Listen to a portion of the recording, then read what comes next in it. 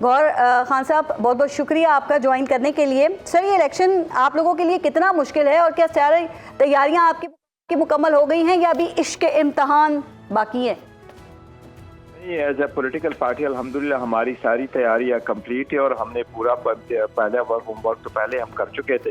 Aldous हमसे निशान लिया गया है और बड़ी सख्ती से हमने और मुश्किलात के बावजूद हमने अपने जो कैंडिडेट्स हैं उनके निशानात लोगों में इंट्रोड्यूस कराए हैं और उसके लिए कंपेन की है। और हमारे जो वोटर सपोर्टर है वो भी बड़े चार्ज थे और हमारे जो पार्टी तंजीमें हैं उन्होंने भी हर जगह काम किया और इंशाल्लाह फुल फ्लेज के साथ हम पार्टिसिपेट करेंगे। पहला इम्तहान तो आपका कागजात नामजदगी जमा कराना था सर, फिर मंजूर कराना था, फिर इलेक्शन कैंपेन चलाना था। अब कल आपने अपने वोटर को पोलिंग स्टेशन पे लेके जाना है, जो कि आपके लिए एक बड़ा इम्तहान है, और उसके बाद आपने अपने वोट का पहरा भी देना है। तो ये जो चौथा और पांचवा इम्तहान है, इसे आप पास कर लेंगे? इसके लिए तैयार हैं आप?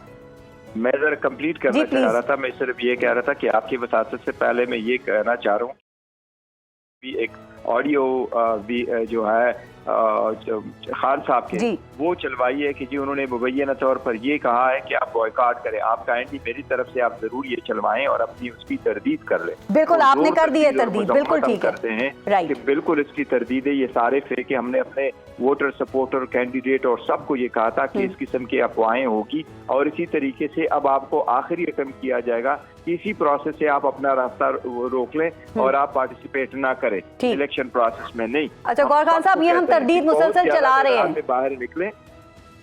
ये लीक कहाँ से हो रही हैं ये बातें सर? ये लीक कौन करवा रहा है इस वक्त में, जबकि कल इलेक्शन डे है? जाली कौन ये बना रहा है? ये इलेक्शन कमीशन की बहुत बड़ी जिम्मेदारी आयद होती है इलेक्शन कमीशन पे कि इलेक्शन से पहले इस किस्म की सारे अफवाहें रोक ले। इलेक्शन कमीशन को हर वो इकदाम रोकने चाहिए। मेन स्ट्रीम मीडिया पे कैसी एक ऑडियो जाके लीक होकर की चलाई जा सकती है जिसमें इतनी बड़ी स्टेटमेंट दी जाती है, लोगों पे इसका एक असर होता है। और जिस तरीके से फिर अभी राजा बशारत की वो स्टेटमेंट चलवाई गई, इलेक्शन कमीशन हर स्टेज पे फेल हो चुका है। लेकिन इन सब मुश्किलात के बावजूद, इन सब रिजर्वेशन के बावजूद हम फुल फोर्स के साथ कल इलेक्शन में पार्टिसिपेट करेंगे। मैं पाकिस्तान के हर शहरी को जिसका वोट रजिस्टर है, उन 12 करोड़ रजिस्टर वोटर्स को मैं इल्तिमास करता हूँ, दरखास्त करता हूँ कि कल जाएं, अपने हक राय दही का इस्तेमाल करें, पुरअमन रहे। जिसको चाहे आप वोट दे दे। आप कोशिश करें, आप समझदार है किसको वोट देना है, आप वोट का इस्तेमाल करें, ज्यादा से ज्यादा तादाद में कम निकले और इस प्रोसेस जमहूरी प्रोसेस को कंप्लीट होने दें। राइट। अच्छा, आप कई हलकों में एक बात और बता दें, आपके कई उम्मीदवार खड़े हो गए हैं, तो क्या वहाँ वोटर के लिए ये कंफ्यूजन का बाइस नहीं होगा? चूंकि कौमी और सूबाई असेंबलियों के जो हलके हैं वो 859 तादाद है और आपके इसमें 1716 उम्मीदवार PTI के होने का दावा कर रहे हैं। यानी कि जिन लोगों के आपने कागजात विड्रॉ करने का भी कहा ना, उन्होंने आपकी नहीं सुनी है। तो सर, इसके लिए क्या स्ट्रैटेजी है फिर? किस तरह लोग? नहीं, ऐसा नहीं है।